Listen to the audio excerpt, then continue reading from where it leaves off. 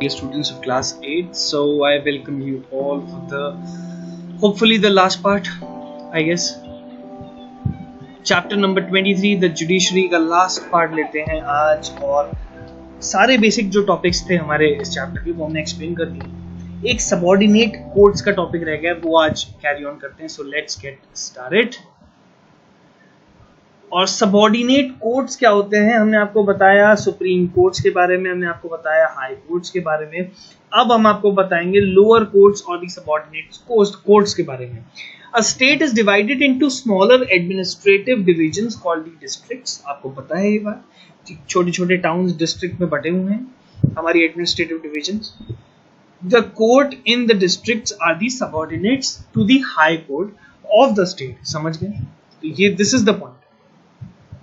There are three types of subordinate courts: a district, the civil courts, the criminal courts and the revenue courts। अब तीन तरह के courts हैं जिसके बारे में आप ये देख सकते हैं। आज का जो हमारा टॉपिक रहने वाला है, नेक्स्ट वाला जो टॉपिक है, वो हमारा दो पॉइंट्स के बीच में जो डिफरेंशिएशन हम लोग करेंगे वो है, एक तो है सिविल कोर्ट, एक है क्रिमिनल कोर्ट। क्रिमिनल केसेस के किस तरीके से होते हैं हैंडल और सिविल केसेस किस तरीके से हैंडल होते हैं, आगे का टॉपिक है, बात करेंगे इसके बारे में।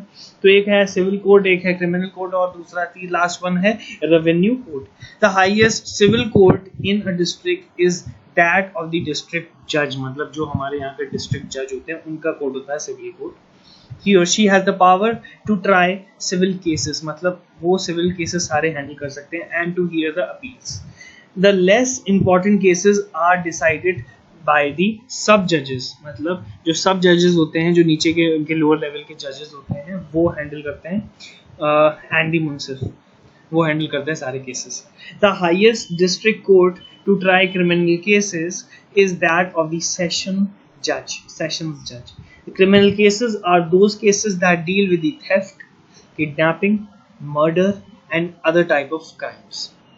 रेवेन्यू कोर्ट, अब रेवेन्यू कोर्ट क्या है? रेवेन्यू का मतलब होता है पैसा। पैसा मतलब अर्निंग प्रॉफिट। कहीं ना कहीं रेवेन्यू का कहीं ना कहीं लिंकेज जो है वो पैसे से ही। आप बात कर लेते हैं revenue court here cases involving the payment of the revenue. मतलब कहीं ना कहीं पैसे की डीलिंग हो रही है, जहां पेमेंट्स की बात होती है तो वहां पे ये वाला कोर्ट इन्वॉल्व होता है, रेवेन्यू कोर्ट इन्वॉल्व होता है। The highest revenue court in the state and a district are the board of revenue and the court of the collector respectively।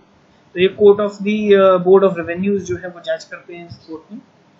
सो ये पूरा सबऑर्डिनेट कोर्ट्स थे जिसके बारे में मैंने आपको बताया, अभी एक्सप्लेन किया। अब हम लोग distinction between civil and criminal cases के बारे में थोड़ा सा एक स्टडी करने वाले हैं। देखिएगा, सुनिएगा से बहुत ध्यान से। सो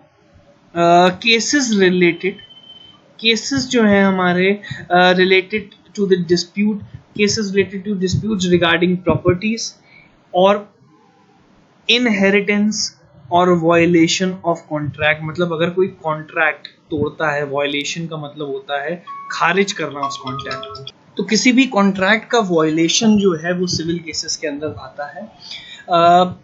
और अ फैमिली इशू, कोई भी कॉन्फ्लिक्ट है फैमिली के अंदर, तो वो भी सिविल केसेस के अंतर्गत आती है। Involving divorce and the custody of children, मतलब डाइवोर्स के बाद किस पेरेंट पे, मेल पेरेंट पे या फीमेल पेरेंट पे जो बच्चा जाता है, वो ये सारी चीजें हैं। प्लेंटिफ मे आस्क अ जज for compensation for damage sir.